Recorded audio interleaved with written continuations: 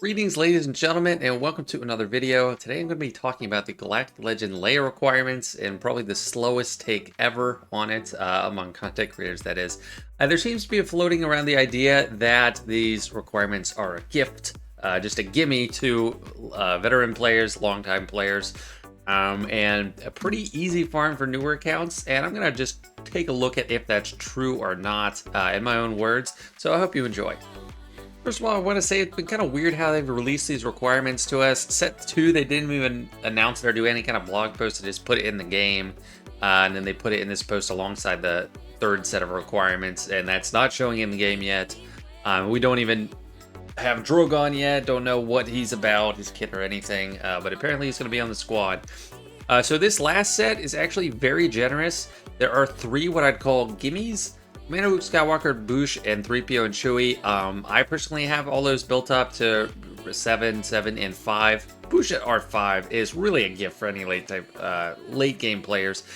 We got a crap character, Lobot, at Relic 3, but a rework incoming, so we'll see how much that rework does or not, but Relic 3 not too much. And then another marquee, Relic 7. There's a few main ways that I think CG profits off Galactic Legends.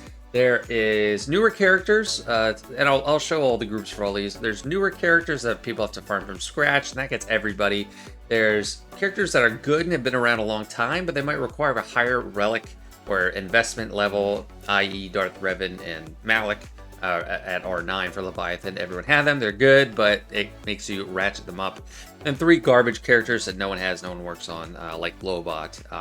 So there's the main ways they make profit off of them, but these requirements aren't too bad, but I wouldn't say they're a gift. As a whole, at least, but there are some characters that are a gift, and I think really the only true gift characters are these 4, at least in my perspective. CLS at R7, you already need that for JML, and same thing with Lando at R5, you need that for JML. 3PO and Chewie, you don't need them at R7 for JML, but you need them at R5, and a lot of endgame players I brought him to Relic 7 anyway, especially after he had his own Datacron. A lot of people, at least in Kyber 1, built that up. So that's not everybody. There's probably a lot of endgame players that are in like Kyber 2 or 3 that might have him at just R5 for the Jedi Master Luke. But overall, it's a great character, and I don't think that's a stretch for a lot of people. So many people already have it at that level. Boosh R5 is exactly what's required for Jabba, and Jabba has been like such a hot farm in the past year. He's just coming around to his marquees being refreshed or accelerated, so that's definitely a gift. So there's only 4 characters that I'd really say are a gift, but it is nice. But since they 3 of them are in the last set, I think it's giving a disproportionate picture that it is a gift Galactic Legend. The category of requirements I'm going to talk about is the garbage bumps, is what I'd call them. These are characters that have been in the game a long time, and they're not good, and people aren't really using them, but they're requiring them at relics. Cheap Chirpa is required at Relic 3. Wicket is required at Relic 3. Akbar is at Relic 3. Han Solo is at Relic 5, and Lobux at Relic 3. So this is actually decently generous too. Most of them are just R3, which is not a high bump. That's not a ton of signal data, and it's not that many relic materials. Captain Han Solo, it's like he's in between garbage bumps and characters that people have that just need a slight bump.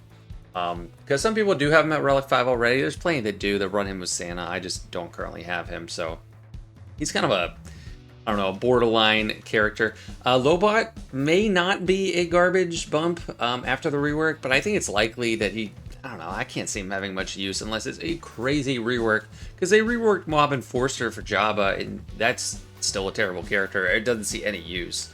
The only thing I used it for was in Conquest, making a Hutt Cartel team that had no attackers, but otherwise it has no use. By the way, I always forget he's a rebel. I was looking for him under Scoundrel Tag. I couldn't find him. He's kind of an odd character. So let's see what they do there. Ewoks, I still don't think they're going to be valuable. They're not going to be worth it, even with Princess Nisa, especially on offense. They're just annoying and slow with the animations. And Akbar, yes, he's got the Omicron, but I was just talking about in a video yesterday, I don't think his team is worth gearing up. And Home 1 is not being used anymore. So none of these have really any real use. So in comparison to some Galactic Legends, well, I don't know how many have more garbage requirements, but 5 is still a decent amount of terrible characters to relic up. The next way that CG can make money on Galactic Legends that they're not really exploiting too much in this set, or really at all, is making you gear up characters you already had at a decent level, but making them go up a little bit further. R2-D2 is already required at Relic 7 for, is it JML, I guess, or JML or JMK, but it needs to go up to R8. That's not too bad now. Like, this is the second Galactic Legend in a row where it's been widely predicted that we'll need R9s, and we haven't required any. And he's the only Relic 8 in the whole group, so everything else is Relic 7 or below, and that is generous. I will say that that part is more of a gift as well. I also include Captain Han Solo and 3PO and Chewie here, even though I had them in other groups, because you need Captain Han Solo and Rolo for, I guess, either Jedi Knight Luke or Jedi Master Luke. And 3PO and Chewie, you need an R5. So some people, it is going to be a little bit of a stretch for them. So they could go in a couple different categories. Rolo, I'm not going to say she's garbage. I think she's actually one of the more decent characters on the Sonic team if you are going to build that up. And if you're a Territory War Guild, you might like that team even more. And she's got a pretty decent Territory Battle Omicron, but I don't think people really need those anymore with this TB. But these are ones that are just not garbage and not amazing, like a gift. Well, 3PO and Chewie is also a gift. But it's just a little bit of a stretch to your roster, but not too punishing. For this, in comparison to other Galactic Legends, this part is generous as well. The last category of character requirements for this Galactic Legend are the new characters, and this is the one that makes them the most money, which is henceforth why it is called Cha-Ching. Sortie is here as a stand-in because she is a made-up character that they just made up out of their own brain and tried to fit into a different era of Star Wars. I don't think it's terrible. I mean, it depends how well the character's designed. All we know about him is that he's missing a limb. So all 4 of these characters, Rex, Nisa, Scout Trooper, and Drogon, are required at Relic 7. And Relic 7 is pretty steep. For me, it's not that bad to relic up new characters. Thus far, I have always been slower to get the character shards than I have been able to get the relic materials for any Galactic Legend. I'm always waiting on the character shards. When I finally get the last character shard for the last new character needed, I get them to the required relic right away. So I'm never finishing the character, and then I'm like, oh, I need this relic materials. However, 4 R7's brand new. That's a lot of the dark blue signal data. That's going to take a long time to farm. And Drogon isn't even out yet. He hasn't even been released as a marquee. And when you need him to be released as a marquee to even start the clock to when he can be farmable. And then when he is farmable by free players, it's going to take months. So this is actually very unfriendly how they're doing it. 4 brand new characters.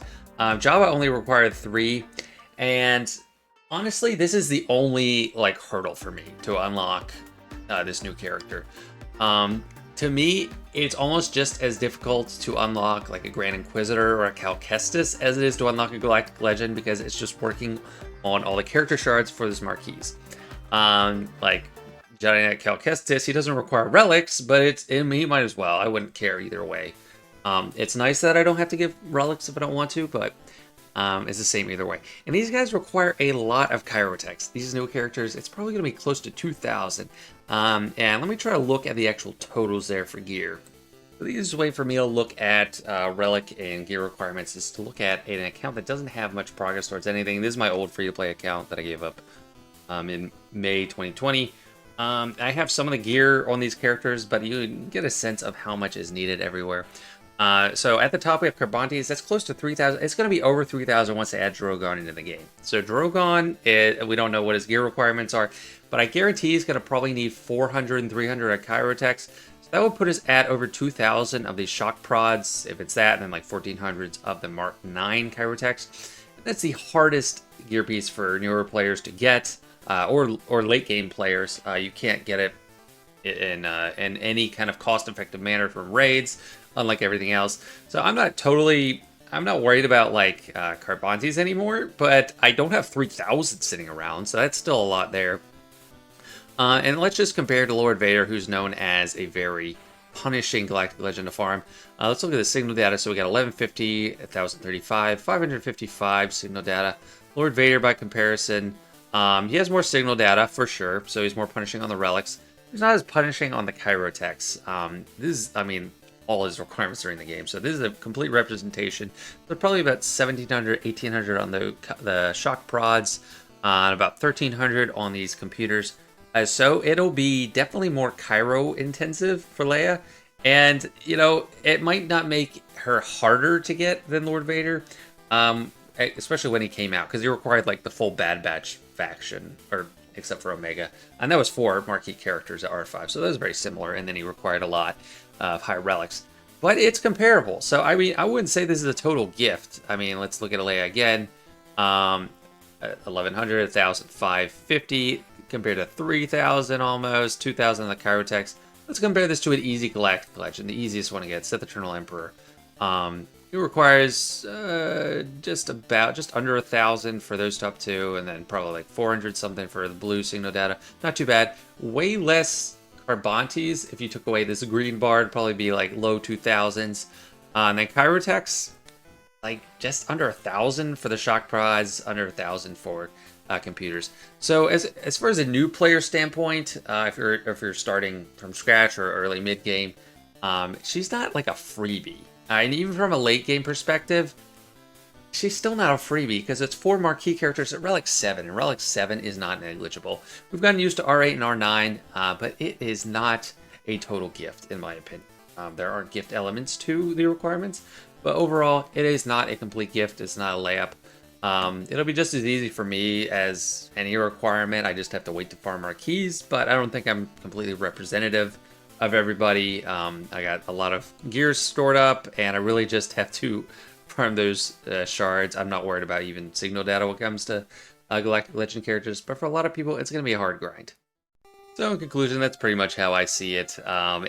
It looks really good, especially for veteran players. There's not too much you have to stretch to get.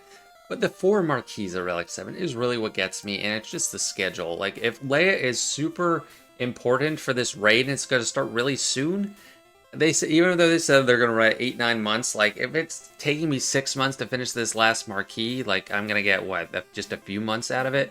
The Crate Raid, which featured Jabba, was released after he had been out for, like, 4 or 5 months or something. A long time, so... Like, even though I think I had him already by the time it came out. But he got announced 4 or 5 months just after he was in the game. It was introduced like 8 months after he was in the game. So it's going to be really hard to get her to make use of her in time for the raid for someone like me. Even though I'm an in-game player and has a lot of this stuff ready to go, the marquees are really restrictive. 4 is more than normal. 4 at R7 is even worse than Lord Vader, who had 4 marquees at Relic 5, and I think they had been in the game for a long time already by the time he came around, whereas we have someone Drogon coming out not even yet, and I don't know when she's going to come out, but it's going to take a long time for me to get her. So, I don't know, I can't celebrate that early. Anyway, thanks for watching, guys. Let me know what you think about this. Do you think it's a gift, or do you think it is sneaky and really expensive when you look at it, the full scale of things? I'd love to hear from you.